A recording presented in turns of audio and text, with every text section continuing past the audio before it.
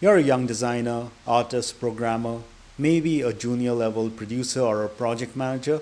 You have just broken into the game industry, and maybe someday you want to think about becoming a lead or a director.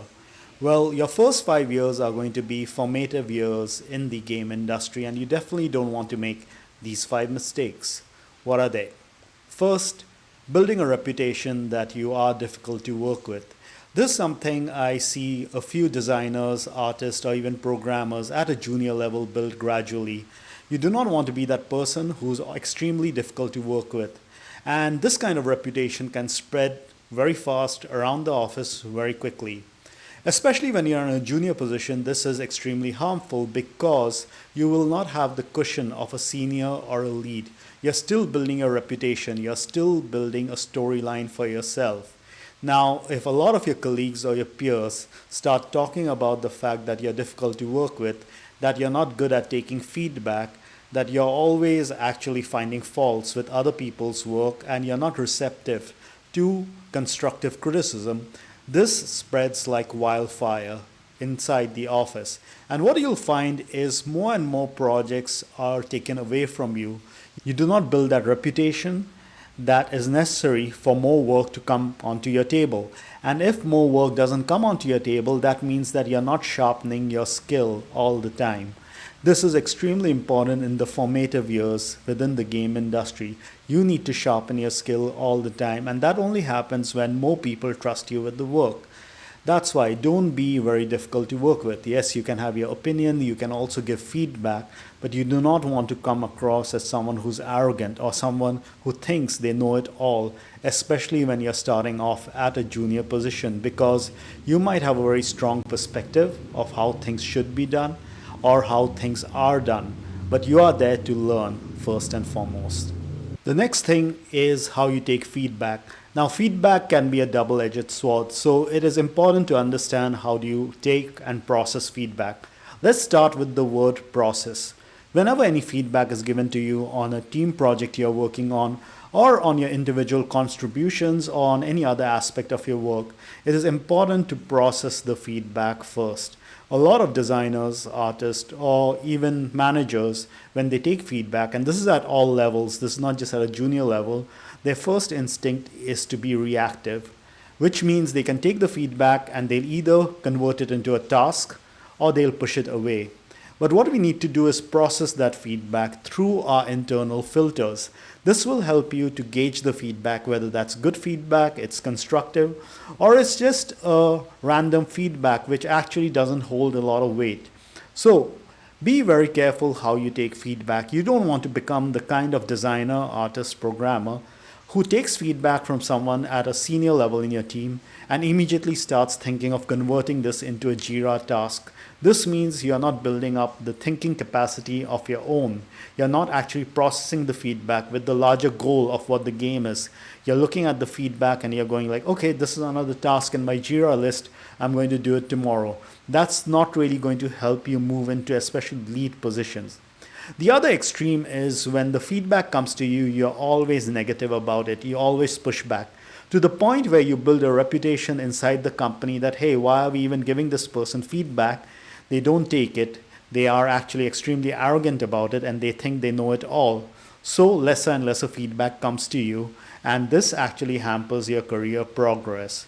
You're so volatile when it comes to receiving feedback that people have to tiptoe their way around to you and then give you the feedback. This again comes back to reputation. You build a strong negative reputation and thus lesser work comes to you. The third thing, you do not ask enough questions. Especially in contexts like Asia, I've seen juniors or even people at senior level don't really ask questions. This is a big missed opportunity because if you're not asking questions, you're not learning. You need to be extremely proactive. Find those seniors in your team, find those leads in your team. You'll be surprised how many people are actually willing to help you if you are proactive, if you show initiative. You need to learn your craft fast. The best way to do that is ask enough questions. If your lead are making some decisions, if your directors are making some decisions, find them on one-on-ones and ask them questions. What made them make that decision? Understand the reasoning behind the decision. A lot of decisions in games are not made randomly. And if you go to the leads or you go to your directors and ask them for a reason, they might open up your mind to different circumstances that has led to making that decision. That could be based on timelines, that could be the overall vision of the game, that could be the target market, some things or some aspects that you really don't know about. One thing you really need to do is become a sponge who actually attracts all the information towards him or herself. So ask many questions. Don't feel embarrassed to feel stupid. And this is a symptom that especially a lot of youngsters in Asia suffer from. They feel like if they are going to ask a question, especially in a crowded room, they feel stupid, they feel uncomfortable. You have to get over that entire feeling, because when you ask questions, you're noticed. Ask intelligent questions, of course, but ask a lot of questions, ask questions to the right people, and be curious about why and how decisions are made. The next one is a tough one because I did that a lot, especially early on in my career. This is where a designer or an artist or an engineer ends up making games only for themselves. I think I suffered from that. I used to actually try to make games that I enjoyed playing, and there's nothing wrong in that. But the problem comes in is when you enter a company which makes a wide variety of games. And in being so focused on making games that you only like, you're going to miss out on different genres of games, different play styles, and understanding the market better. So, for example, when I entered the industry, I used to play a lot of FIFA and I used to play a lot of Call of Duty. And my whole goal was to make either games based on World War or game based on soccer. And the company I was working on, their target market and their niche was completely different. So it took me some time to understand that I'm not just making a game for myself. I'm making a game to learn a craft, and I'm also making a game for a specific market. And in doing so, you actually end up learning a lot more. You end up learning about your target audiences. You end up learning about platforms, for example, mobile versus console versus PC. You learn a lot about user experience because every user will differ based on the platforms you're making the game for. My last job was in arcades, and when I made games for arcades, I had to completely rewire my brain in terms of difficulty curves, in terms of progression models, in terms of how the basic mechanics will be consumed by an arcade audience. Similarly, when I went into PC, it was a complete rewiring of the brain. With VR, again, completely different dimension with respect to ergonomics. So it's important that when you get into the industry, you understand that you might not be making games only for yourself and your group of friends. You're making games for a very specific target audience, and understand what that audience wants. This doesn't mean give the audience whatever they want all the time. I'm completely against it. I focus on innovation. However, you still need to understand your target market. You need to understand what excites them. You need to study them. You need to have player-based focus groups to really understand where they are coming from. So it's great to play the games you like, but you need to start playing different kind of games and understand them too, and then you'll start noticing patterns in different genres, different styles, different platforms that will only make you a great designer. Now, the last mistake is not speaking to your manager about your aspirations, about your goal, about how they can help you get to where you want to be.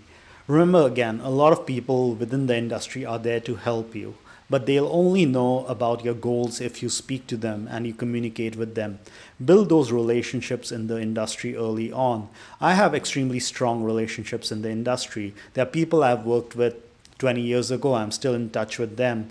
We still work together from time to time. I think building that structure, building that community is extremely important.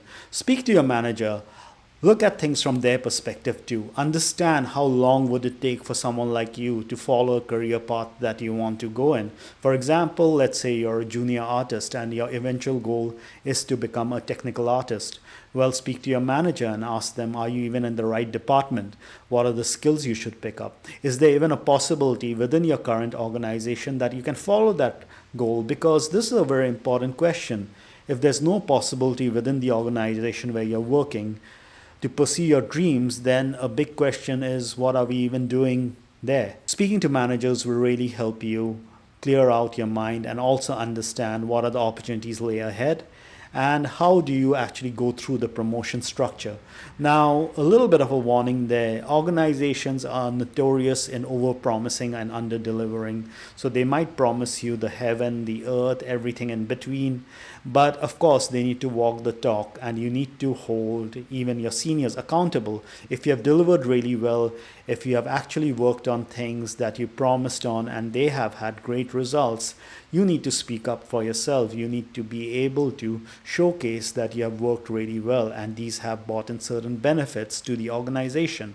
But all that work and all that preparation starts almost a year ahead of your review. So speak to your manager, make them understand where you want to go, make them understand where you need to do your skill up, make them understand where do you feel your weaknesses are, and also understand how likely it is for you to reach the goal you want to within that organization. Be communicative and build a very strong network when you work in the game industry, because it's that network that's going to help you get your future jobs. So hopefully all these tips are going to help you understand entering the game industry and working your way up gradually better. All the best, and I'll see you again.